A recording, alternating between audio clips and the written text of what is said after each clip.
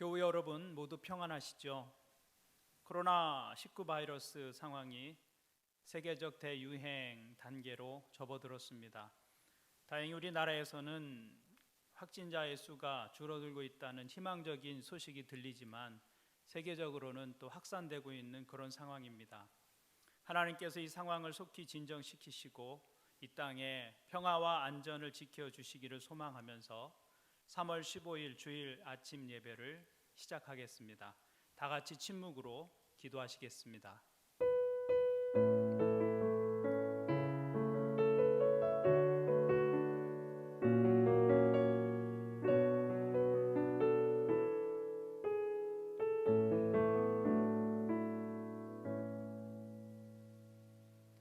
내 영혼아 주님을 찬송하여라. 주님이 베푸신 모든 은혜를 잊지 말아라. 주님은 너의 모든 죄를 용서해 주시는 분, 모든 병을 고쳐주시는 분, 생명을 파멸해서 속량해 주시는 분, 사랑과 자비로 단장하여 주시는 분, 평생을 좋은 것으로 흡족히 채워주시는 분, 내 젊음을 독수리처럼 늘 새롭게 해주시는 분이시다. 내 영혼아 주님을 찬송하여라. 아멘. 우리 함께 찬송 부르시겠습니다. 보혈을 지나 이 찬양을 함께 부르겠습니다.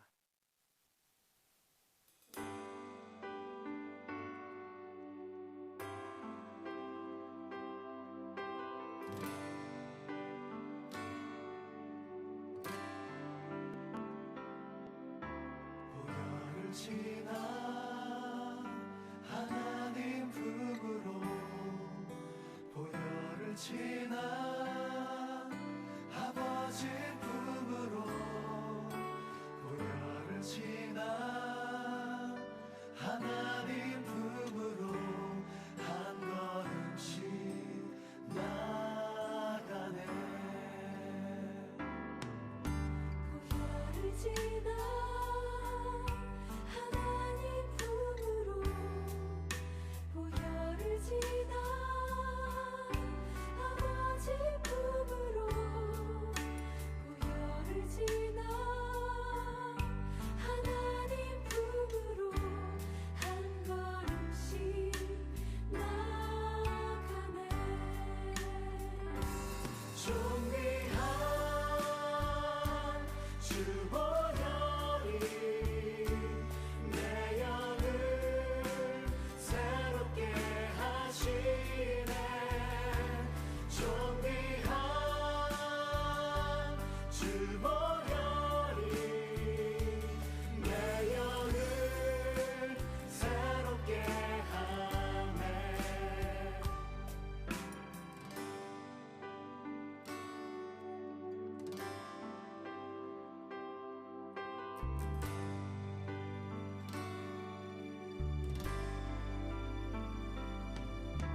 보혈을 지나 하나님 품으로 보혈을 지나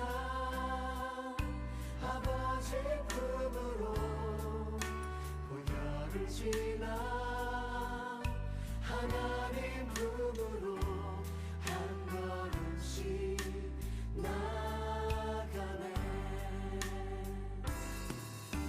보혈을 지나 하나님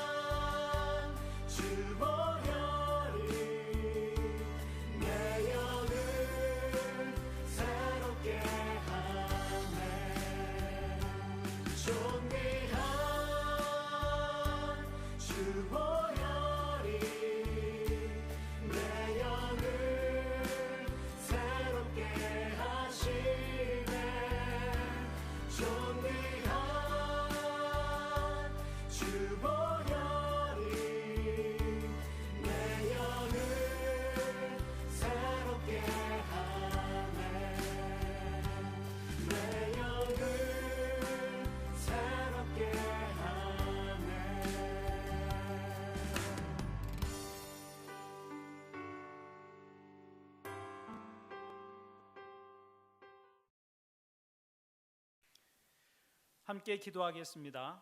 오늘 기도는 이찬솔 형제가 우리를 대표하여 기도하겠습니다. 하나님, 이번 주도 저희가 코로나 바이러스 때문에 이렇게 새로운 방식으로 각자의 집에서 예배를 드리고 있습니다. 교회 안에서 드리는 것만 예배가 아니라 매 순간 살아가는 저의 삶이 예배라는 것을 다시 생각할 수 있음에 감사드립니다. 하지만 보고 싶은 저의 교우들을 보지 못하는 것이 너무 아쉽습니다. 속히 상황이 나아져 다시 함께 예배를 드릴 수 있길 소망합니다. 이 코로나 바이러스로 인해 세상에 혐오와 두려움이 가득 찰까 염려됩니다. 하나님, 저희가 지혜롭게 세상 사람들을 섬기고 기도해 나갈 수 있도록 도와주시옵소서. 완전한 사랑은 두려움을 내쫓는다고 하신 주님, 두려움과 공포, 혐오는 하나님께 속한 것이 아니니 믿음으로 평안을 선택하고 지혜롭게 사랑을 전할 수 있도록 도와주세요. 지금 이 순간에도 코로나 바이러스 퇴치를 위해 헌신하는 사람들이 있습니다. 이들의 건강을 지켜주시고 선한 그들의 일을 주목하여 은혜를 베풀어 주시옵소서. 다시 한번 저희가 삶을 돌아보며 낮아짐으로 회개합니다. 하나님, 저희 죄를 사하여 주시옵고 이 땅을 고쳐 주시옵소서. 마음이 힘들거나 육체의 고통으로 힘들어하시는 교우들을 위해 기도합니다. 낮아진 자에게 다가가 친구가 되어주시는 주님, 항상 함께하여 주시고 치유하여 주시옵소서. 부르심을 입은 자들에게는 모든 것이 협력해 선을 이룬다고 하셨습니다. 이 말씀 기억하며 주님의 뜻 구하는 저와 교우들 될 수 있도록 도와주시옵소서. 하나님, 저희가 비록 몸은 떨어져 있지만 함께하기 위해 신약성경 필사를 하기로 하였습니다. 모두가 마음 다해 참여할 수 있도록 도와주시고 말씀의 능력을 새롭게 경험하는 기회가 될 수 있기를 원합니다. 영상으로 예배를 드리지만 교회에서 드린 것과 같은 집중력 주시고 말씀의 은혜를 받을 수 있도록 도와주세요. 감사합니다. 이 모든 말씀 우리 주 예수 그리스도의 이름으로 기도드립니다. 아멘.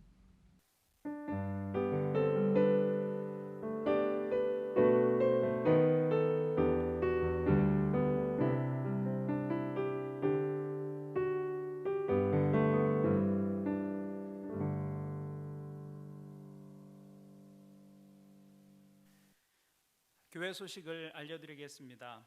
이 시간 함께 예배하는 교우 여러분들을 환영하고 또 축복합니다. 하나님께서 여러분과 여러분의 가족들 또 여러분의 사업을 지켜주시고 여러분의 삶에 평안 주시기를 기도합니다. 옆에 있는 가족들과 함께 인사 나누겠습니다. 하늘 복 많이 누리십시오. 다음 주일까지는 온라인으로 예배를 드리겠습니다. 학교들이 개학하고 또 상황이 나아지면 29일에는 우리가 함께 모여서 예배 드릴 수 있지 않을까 예상하고 있습니다. 그때까지는 목장 모임도 쉬도록 하겠습니다. 목장 모임은 모이지 않지만 카톡방을 통해서 감사의 내용과 기도의 제목을 나누시고 함께 교제에 참여해 주시기를 바랍니다.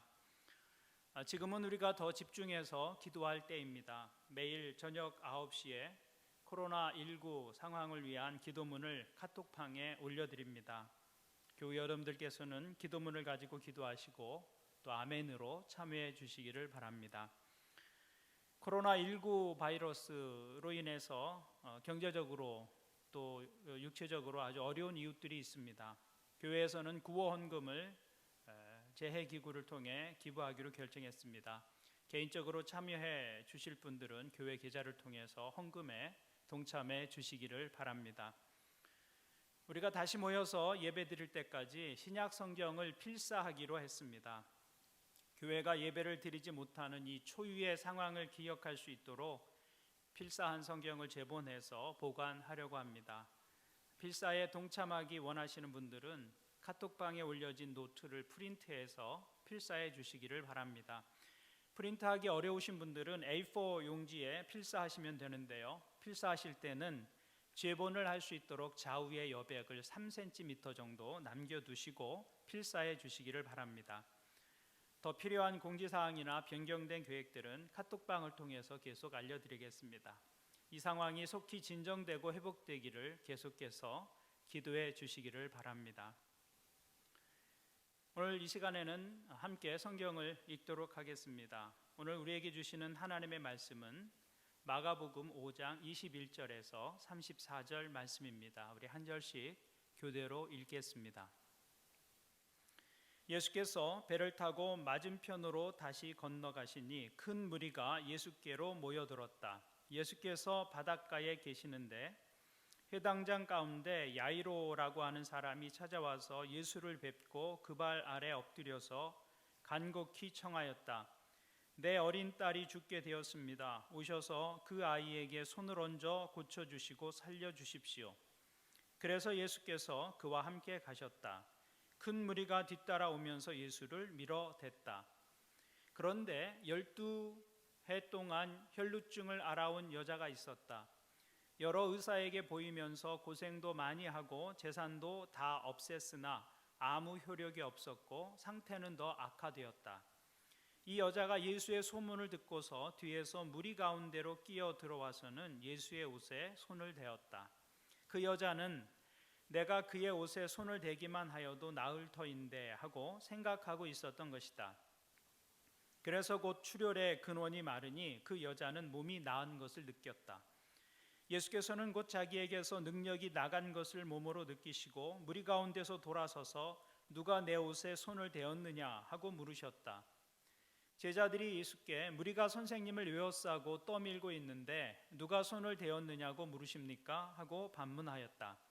그러나 예수께서는 그렇게 한 여자를 보려고 둘러보셨다. 그 여자는 자기에게 일어난 일을 알므로 두려워하여 떨면서 예수께로 나와 엎드려서 사실대로 다 말하였다. 그러자 예수께서 그 여자에게 말씀하셨다. 딸아, 내 믿음이 너를 구원하였다. 안심하고 가거라. 그리고 이 병에서 벗어나서 건강하여라. 아멘. 오늘 이 본문을 가지고 옷자락만 만져도 라는 제목으로 말씀을 전해드리겠습니다. 오늘 말씀은 예수님께서 가버나움이라는 동네에 계실 때 있었던 일입니다. 해당장 야이로라는 사람이 있었는데 그에게는 12살 된 딸이 있었습니다. 그런데 그 딸이 병이 들어서 죽어가고 있었습니다. 그래서 그 아이를 고쳐달라고 해당장 야이로가 예수님을 찾아옵니다. 예수님이 그 해당장의 요청을 받고 함께 그 딸을 만나러 가는 길에 일어난 사건이 오늘 본문의 내용입니다. 한 여인이 군중들 속에서 손을 내밀어서 예수님의 옷자락을 만졌고 그 일로 그 여인은 자신이 12년 동안이나 앓아왔던 병을 고치게 되었습니다. 이 여인은 12해 동안 혈루증을 앓고 있었습니다. 혈루증이란 출혈을 가져오는 부인과 질병입니다. 구약의 율법을 보면 피를 아주 중요하게 여겼습니다. 생명이 피에 있다고 믿었기 때문입니다. 그래서 피를 흘리는 질병을 아주 부정한 병으로 여겨졌습니다.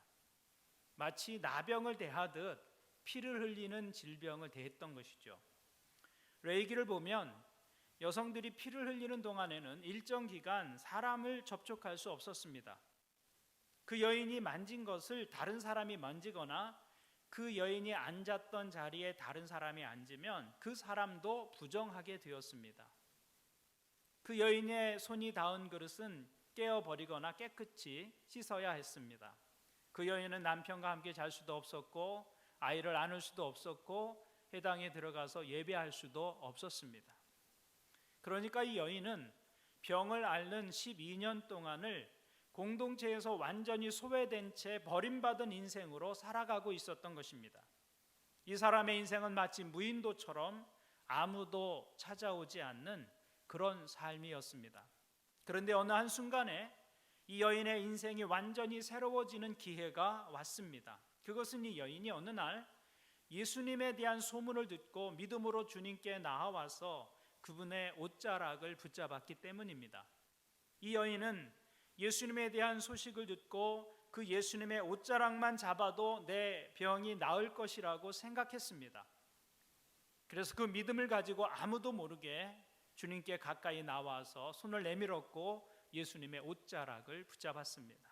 그런데 그 순간에 예수님에게서 능력이 나가서 그 여인의 출혈의 근원이 마르고 기적적으로 나음을 얻게 되었다는 것입니다. 이 여인이 믿음으로 예수님께 나아가 그분의 옷자락을 만졌을 때 그 여인의 믿음과 하나님의 은혜가 만난 것입니다. 그리고 바로 거기에서 놀라운 치유의 기적이 일어난 것입니다. 이것이 기적의 본질입니다. 기적은 하나님의 은혜와 우리의 믿음이 만나는 것입니다. 그때 우리는 하나님의 능력을 경험하게 됩니다. 그것이 기적의 모습입니다. 오늘 말씀을 통해서 우리의 믿음과 하나님의 은혜가 만날 때 어떤 일이 일어나는지를 생각해 보려고 합니다. 먼저 하나님의 은혜와 우리의 믿음이 만날 때 우리가 겪는 고난이 이해되기 시작합니다. 살면서 고난을 만나지 않는 사람은 없습니다. 우리 인생에서 고난은 보편적인 것입니다. 우리 존재 자체가 완전하지 않기 때문에 경험할 수밖에 없는 현실인 것이죠. 그런데 성경을 보면 하나님을 만난 수많은 사람들은 바로 그 절망과 고통의 현실 속에 있었던 사람들이었습니다. 우리가 읽은 오늘 본문에 또 보면 야이로라고 하는 해당장에 12살 난 딸이 죽어가는 장면이 기록되어 있습니다. 그리고 12해 동안 불치의 병으로 시달려 온 여인이 나옵니다. 세상에는 어처구니 없게도 12살 밖에 되지 않은 어린아이가 죽어가기도 하고, 또 어떤 사람은 그 아이가 살아온 인생의 길이만큼을 고통 속에서 지내기도 합니다.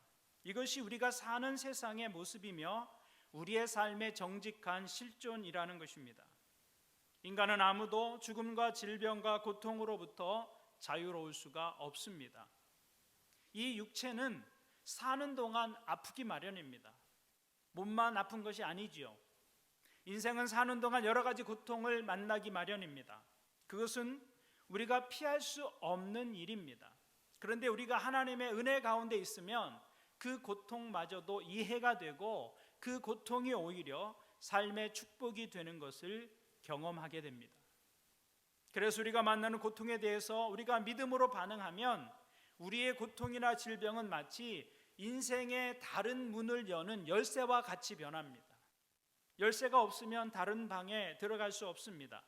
열쇠가 없이는 다른 세계로 들어갈 수 없는 것이죠. 그런데 우리는 질병이나 고난을 통해서 다른 세계로 들어가는 열쇠를 가지게 된다는 것입니다. 그래서 고통은 지금까지 건강했을 때는 결코 알지 못했던 다른 세계로 문을 열고 들어가게 해준다는 것입니다. 질병이나 고난을 통해서 우리는 우리가 아직 한 번도 가보지 않았던 그런 세상, 전혀 새로운 세계를 경험하는 기회를 얻게 되는 것입니다. 그래서 질병이나 고난을 통과하면서 우리의 의식이 새롭게 열리고 삶의 새로운 측면을 보고 깨닫는 일이 일어나는 것입니다. 그것은 건강하고 평안할 때는 결코 경험할 수 없는 세계입니다. 그래서 고통은 인생의 다른 문을 여는 열쇠와 같다라고 말할 수 있는 것입니다. 뿐만 아니라 우리가 앓고 있는 질병이나 고통은 하나님의 음성을 듣는 영혼의 기회가 됩니다. 우리는 고통을 통해서 하나님이 나에게 어떤 말씀을 하시는지 들을 수 있습니다. 건강하게 살 때는 들을 수 없었던 소리를 아픔을 통해서 듣는 것입니다.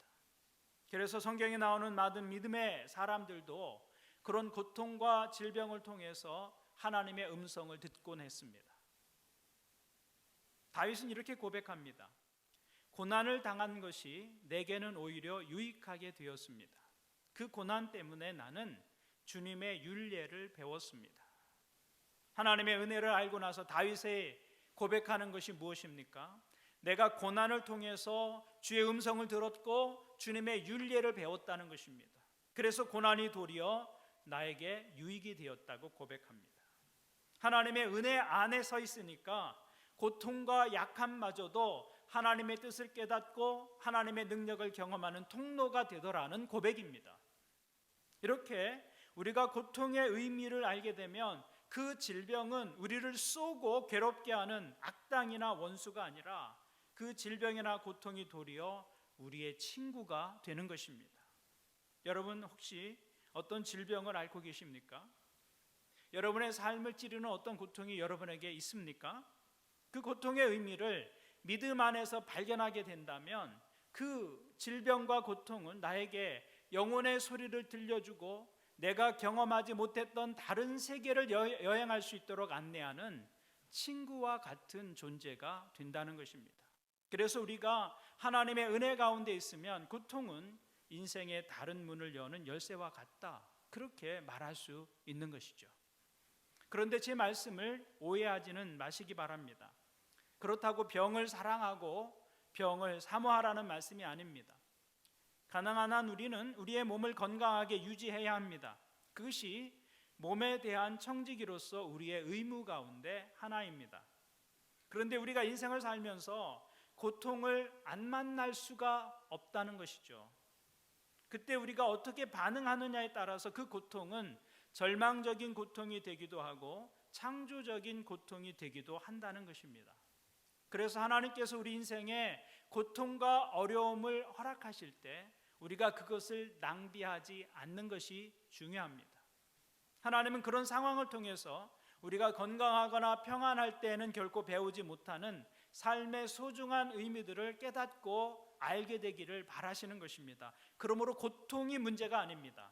그 고통을 어떻게 대하고 어떻게 반응하느냐가 문제인 것이죠. 여러분이 아팠던 때를 한번 생각해 보십시오. 그때가 정말 내 인생에서 아무런 의미가 없었던 때였습니까? 내 생애에서 전혀 불필요한 시간들이었을까요? 그렇지 않을 것입니다. 고통스러웠지만 그때 우리는 건강할 때는 생각지 못했던 것들을 생각할 수 있었습니다. 어쩌면 우리가 그런 고통이나 질병이 없이 살았다면 우리 인생은 엉망진창이 되었을지도 모릅니다. 생각해 보십시오. 여러분이 삶에 대해서 가장 간절했던 때가 언제였습니까? 여러분이 질병으로 고통당했을 때, 혹은 홀로 수술대 위에 눕게 되었을 때, 자신의 힘으로는 해결할 수 없는 문제 앞에서 고통당하고 있을 때, 어쩌면 그때 여러분의 영혼은 가장 간절했고 가장 진실했고 가장 성실했을지 모릅니다. 여러분의 영혼이 건강하고 여러분의 삶이 하나님 앞에서 가장 진지하고 아름다웠던 때는 바로 그때였을지 모른다는 것이죠. 아람 속담에 햇빛만 있으면 사막이 된다는 속담이 있습니다. 비가 있어야만 사막이 되지 않습니다. 우리 인생이 즐거움만 있고 원하는 대로 모든 일이 다 이루어지기만 한다면 우리 인생은 오히려 사막과 같이 될 것입니다. 그래서 우리 인생에 눈물이 의미 없는 것이 아닙니다. 오히려 눈물이 필요합니다. 우리 삶에 어려움이 없고 고통이 없고 질병이 없다면 우리의 삶은 무질서해지고 엉망진창이 될 수도 있는 것이죠.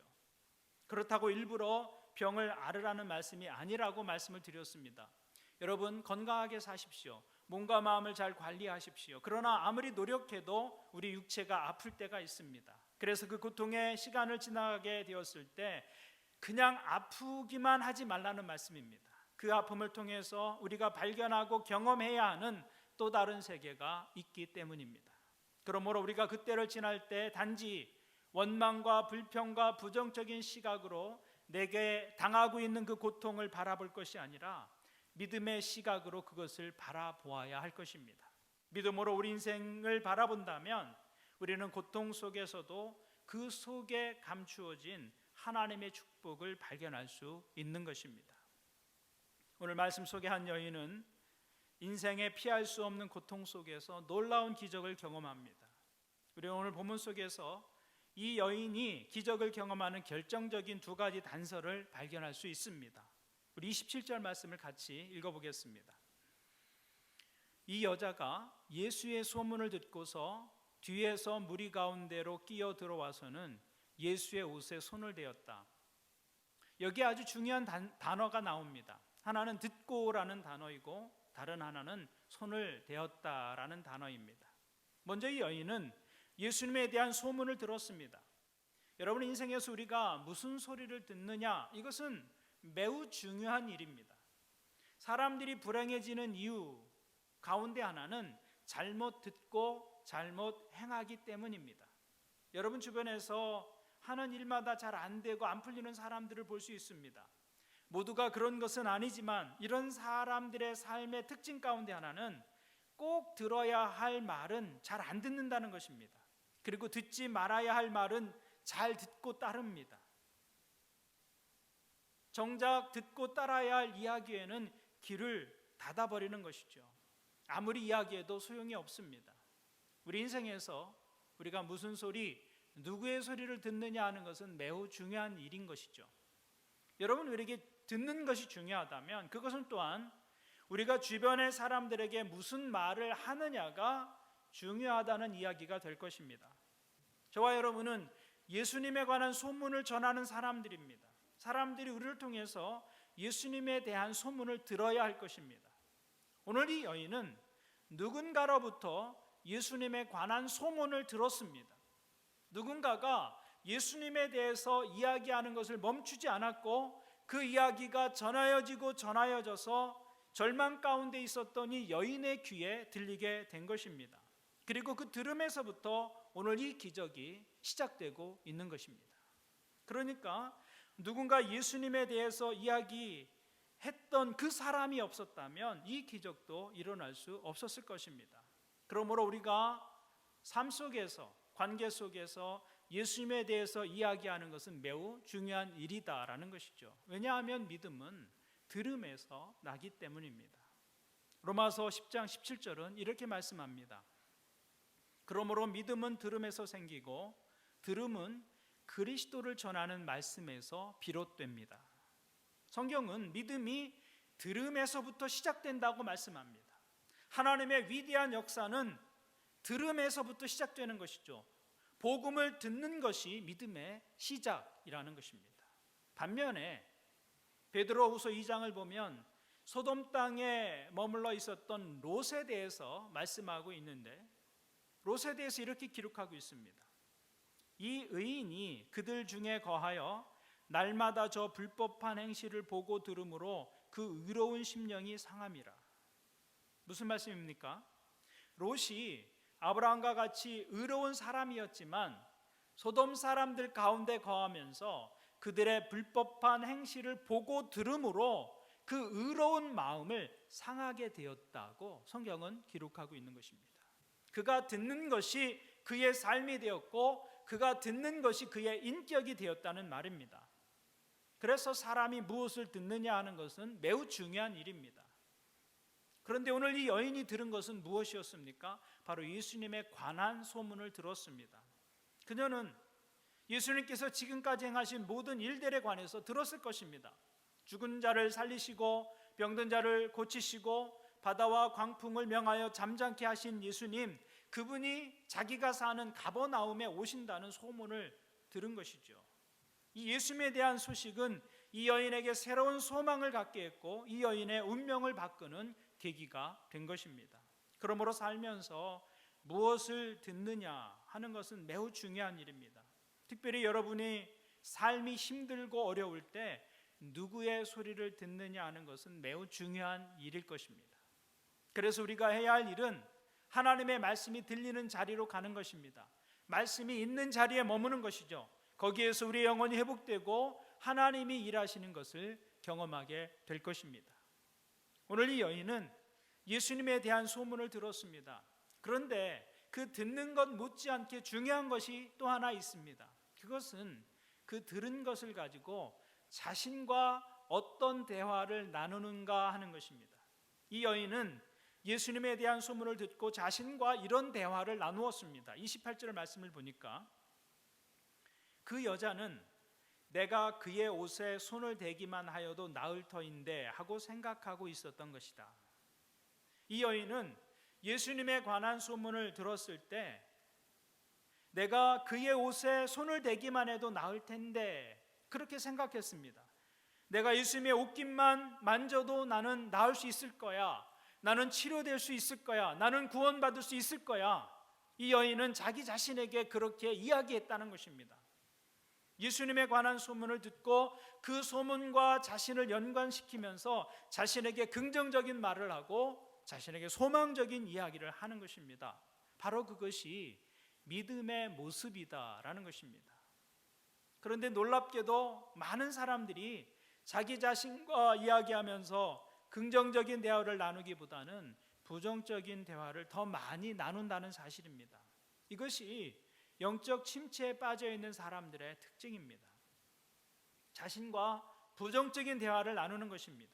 그래서 생각하면 생각할수록 안 된다고 느껴집니다. 시간이 지날수록 불가능하다고 생각합니다. 그런 사람에게는 믿음이 능력으로 나타나기 어렵다는 것이죠. 그런데 이 혈류증을 앓던 이 여인은 예수님에 관한 소문을 듣고 자신과 대화하는 중에 절망적인 생각이 희망으로 바뀌었습니다. 예수님을 만나면 나으리라는 생각으로 바뀌었습니다. 여러분, 이것이 중요한 것이죠. 믿음은 자신과 긍정적인 대화를 나누는 것입니다. 영적으로 건강한 사람들은 하나님의 말씀으로 자기의 생각을 채우며 긍정적으로 자신과 이야기합니다. 자기 자신과 어떤 대화를 나누느냐, 그것이 바로 우리의 인격이 되고 삶이 되고 그것이 우리 자신이 됩니다. 누가복음 12장을 보면 한 부자가 자기와 대화하는 장면이 나옵니다. 이 부자가 그 해에 농사가 풍년이었습니다. 그래서 이 부자는 자기 자신에게 이렇게 이야기합니다. 누가복음 12장 18절을 보니까 그는 혼자 말하였다. 이렇게 해야겠다. 내 곡간을 헐고서 더 크게 짓고 내 곡식과 물건들을 다 거기에다가 쌓아두겠다. 그리고 내 영혼에게 말하겠다. 영혼아, 여러 해 동안 쓸 많은 물건을 쌓아두었으니 너는 마음 놓고 먹고 마시고 즐겨라. 여러분 자신과 여러분이 어떤 대화를 나누느냐가 바로 여러분 자신이라는 것입니다. 그래서 성경은 이 부자에 대해서 무엇이라고 말씀하고 있느냐면, 어리석은 사람아, 오늘 밤에 내 영혼을 내게서 도로 찾을 것이다. 그러면 내가 장만한 것들이 누구의 것이 되겠느냐? 자기를 위해서는 재물을 쌓아두면서도 하나님께 대하여는 부유하지 못한 사람은 이와 같다. 이 사람은 영혼을 알지 못하는 어리석은 사람입니다. 이 사람은 하나님에 대해서 부유하지 못한 사람입니다. 자신과 어떠한 대화를 나누느냐가 바로 그 사람 자신이 되는 것입니다. 누가복음 15장을 보면 아버지의 유산을 가지고 먼 나라로 가서 허랑방탕한 삶을 살았던 한 아들의 이야기가 나옵니다. 그는 가진 것을 다 허비하게 됩니다. 나중에는 돼지를 치는 사람이 되어서 돼지 우리에 거하게 됩니다. 그런데 거기에 앉아서 그는 자기 자신과 이런 대화를 나눕니다. 누가복음 15장 17절을 보면 이렇게 그 이야기가 기록되어 있습니다. 그제서야 그는 제 정신이 들어서 이렇게 말하였다. 내 아버지의 그 많은 품꾼들에게는 먹을 것이 남아도는데 나는 여기서 굶어 죽는구나. 내가 일어나 아버지에게로 돌아가서 이렇게 말씀드려야 하겠다. 아버지, 내가 하늘과 아버지 앞에 죄를 지었습니다. 나는 더 이상 아버지의 아들이라고 불릴 자격이 없으니 나를 품꾼의 하나로 삼아 주십시오.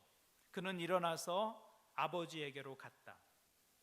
이 탕자는 내 아버지 집에는 먹을 것이 남아도는데 나는 여기서 굶어 죽는구나. 그리고 자기 자신에게 말하기를 내가 아버지께 돌아가리라. 그렇게 말하고 그 자리에서 일어났습니다. 그리고 아버지께로 돌아갑니다. 그리고 아버지의 은혜를 입고 새로운 아들로 거듭나게 됩니다. 자신과 어떤 대화를 나누냐가 바로 그 사람이 되는 것입니다. 여러분은 여러분 자신에게 어떤 이야기를 하고 계십니까? 오늘 12년 동안 혈류병을 앓던 이 여인은 자기 자신에게 이렇게 이야기합니다. 내가 그의 옷에 손만 대어도 나을 텐데. 그렇게 말하고 이 여인은 필사적으로 예수님을 향해 나아가서 예수님의 옷자락에 손을 댄 것입니다. 성경은 이것을 이 여인의 믿음이라고 부릅니다. 이 여인은 예수님에 관한 소문을 듣는 것에서 끝나지 않았습니다. 그 소문을 들었고 그리고 믿었습니다. 그리고 믿음을 가지고 행동하기로 결심합니다. 그래서 손을 내밀어서 예수님의 옷에 손을 대었습니다. 그가 손을 예수님의 옷에 대는 순간 예수님께로부터 능력이 그 여인에게로 전달되었습니다. 그것이 믿음의 축복이라는 것입니다. 여러분, 믿음이 무엇입니까? 믿음은 우리와 하나님과의 접촉입니다. 믿음을 매개로 우리는 하나님과 연결되는 것이죠. 그리고 그 믿음은 하나님의 능력을 내 삶으로 가져오는 접촉이 되는 것입니다. 우리 주님의 능력은 언제나 충만합니다. 본물처럼 꽉 차 있습니다. 그런데 내가 그분을 신뢰하는 순간, 나는 믿음으로 그분과 연결되어지는 것입니다. 그리고 그때 하나님의 능력이 그 믿음을 타고 내 삶으로 흘러 들어오는 것이죠. 마치 콘센트에 전선을 꽂으면 발전소에서 만들어진 강력한 전기에 연결되는 것처럼 믿음으로 손을 내밀어 그분의 옷자락을 만지면 하나님의 능력이 그 믿음을 타고 내 삶에 흐르는 것입니다. 그래서 29절 말씀을 보십시오. 그래서 곧 출혈의 근원이 마르니 그 여자는 몸이 나은 것을 느꼈다. 예수께서는 곧 자기에게서 능력이 나간 것을 몸으로 느끼시고 무리 가운데서 돌아서서 누가 내 옷에 손을 대었느냐 하고 물으셨다.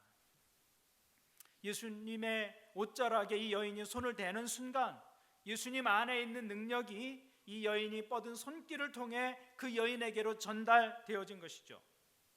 하나님의 능력이 자신에게 임했다는 것을 이 여인이 느끼게 되었습니다. 예수님도 당신 안에 있는 이 능력이 자기에게서 빠져나간 것을 느끼게 되었습니다. 믿음은 하나님의 능력을 내 삶으로 가져오는 통로가 된다라는 것이죠. 믿음은 하나님의 능력의 통로고 구원의 통로고 치유의 통로고 평안의 통로가 되는 것입니다. 그래서 예수님을 붙들면 치유함을 얻습니다. 예수님을 붙들면 하나님의 자녀가 되는 권세를 얻게 됩니다. 예수님을 붙들면 막혔던 하늘의 문이 열려지는 것을 경험하게 되는 것이죠. 율법은 피를 흘리는 이 여인을 부정한 여인으로 낙인 찍었습니다.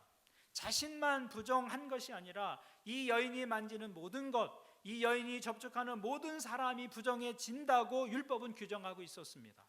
그런데 그 손으로 이 여인이 예수님을 만졌습니다. 그러면 예수님이 부정해져야 하는 것 아닙니까? 그런데 예수님이 부정해진 것이 아니라 이 여인이 깨끗해졌습니다. 예수님이 오염된 것이 아니라 이 여인이 정결해졌습니다. 이것이 믿음의 손을 내밀어 주님과 접촉하는 사람들이 누리는 믿음의 축복이고 능력이라는 것입니다. 주님은 믿음으로 주님 앞에 나오는 사람들을 부끄러워하시지 않습니다. 주님은 오히려 믿음으로 손을 내밀어 자신을 붙잡는 그 손길을 기쁘게 여기시고 축복하십니다. 그래서 주님은 그 여인의 작은 터치를 기억하셨던 것이죠. 그날 수많은 사람들이 주님과 부딪혔습니다. 살이 닿고 스쳐 지나갔습니다. 하지만 주님은 그 많은 사람들 속에서 한 여인의 작은 만짐, 살짝 손만 대고 사라지려고 했던 그 만짐조차도 기억하신 것입니다. 믿음으로 주님께 나오는 사람들을 주님은 결코 외면하지 않는 분이시기 때문입니다. 주님은 믿음으로 나오는 사람들의 작은 신음에도 응답하시는 분이시다라는 것이죠. 오늘도 주님은 예배하러 주님 앞에 나오는 사람들이 믿음으로 주님의 몸에 손을 대기를 원하십니다. 주님의 능력이 그 믿음을 통해서 흘러가기를 원하십니다. 오늘도 주님은 주님 앞에서 기도하는 사람들이 믿음으로 손을 내밀어 주님의 옷자락을 붙잡기를 원하십니다. 그리고 주님의 능력이 그 믿음을 통해서 기도하는 그 사람에게로 흘러가게 하십니다. 우리의 예배, 하나님을 향해서 손을 내미는 것입니다. 우리의 기도, 하나님을 향해서 손을 뻗는 것이죠. 그때 우리는 하나님의 능력이 내 삶에 임하는 것을 경험하게 될 것입니다. 그러므로 절망 가운데 있다면 믿음으로 주님 앞에 나와서 여러분의 손을 주님께 내미십시오. 기도하고 구하십시오. 절망이 물러가고 주님 안에 있는 소망이 여러분의 영혼을 채우게 될 것입니다. 인생의 길이 보이지 않을 때 믿음으로 주님 앞에 나와서 기도하고 구하십시오. 손을 내미는 것입니다. 그때 길이 되시고 진리가 되시는 주님께서 우리의 삶에 새로운 길을 내시는 것을 경험하게 될 것입니다. 믿음으로 주님께 나와 예배하고 기도하는 여러분들에게 이런 믿음의 축복이 있기를 주님의 이름으로 간절히 축원합니다. 아멘. 우리 함께 기도하겠습니다. 하나님 아버지, 우리를 구원하시기 위해서 예수 그리스도를 아끼지 아니하시고 십자가에 내어주신 은혜를 감사합니다. 그리고 믿음으로 주님 앞에 나아가 그분을 향해 손을 내미는 사람들을 기억하시고 그들에게 능력을 베푸시는 것을 감사드립니다. 주님의 옷자락을 만졌던 여인의 심정으로 우리가 주님 앞에서 예배합니다. 우리가 예배하고 기도할 때 우리의 믿음을 통해 하나님과 연결되게 하시고 하나님 안에 있는 능력이 우리에게 임하게 하옵소서. 주님 안에 있는 평화가 임하게 하여 주옵소서. 우리의 연약함이 강건하여지고 질병이 나음을 받고 마음의 상처가 치료되게 하여 주옵소서. 죄를 이기고 승리하는 삶을 살게 도와 주옵소서. 예수 그리스도의 이름으로 간절히 기도하옵나이다. 아멘.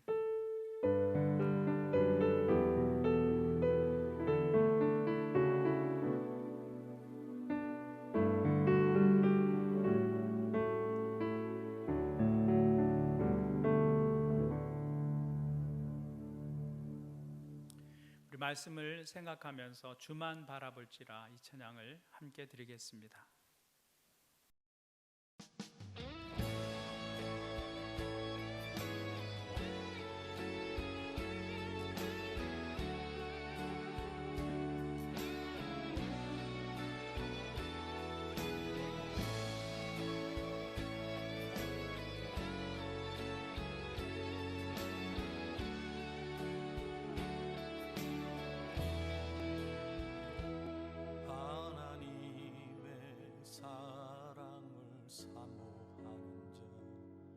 하나님의 평안을 바라보는 자, 너의 모든 것 창조하신 우리 주님이 너를 얼마나 사랑하시는지.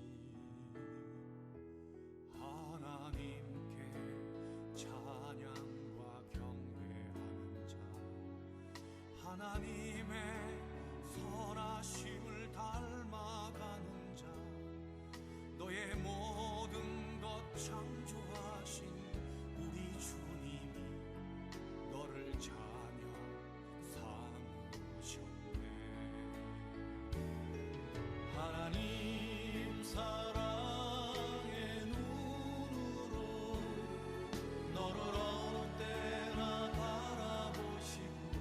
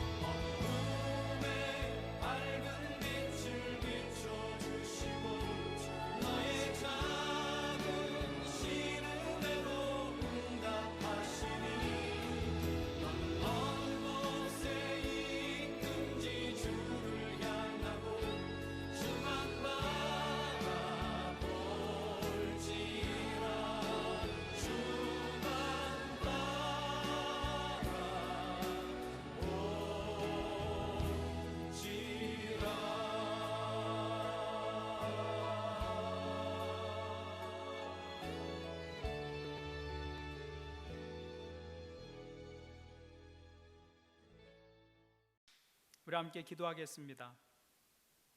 이제 평안한 마음으로 세상에 돌아가십시오. 선한 일에 용기를 가지시며 악을 악으로 갚지 마십시오. 항상 연약한 자를 도우시며 병든 자를 찾아보시며 곤란당하는 이웃을 위로하십시오.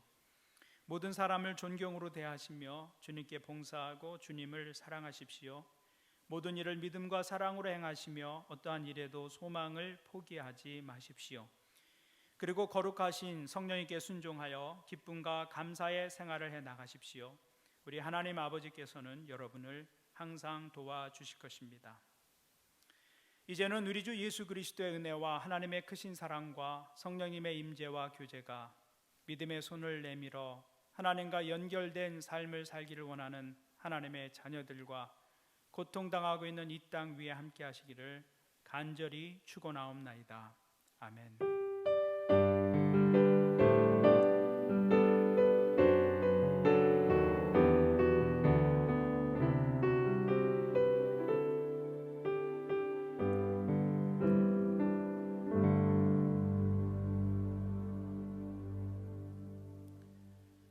이것으로 예배를 마치겠습니다.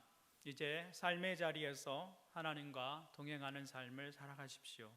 하나님께서 여러분에게 평안 주시고 여러분의 건강과 안전을 지켜주시기를 기도합니다. 하늘 복 많이 누리세요. 감사합니다.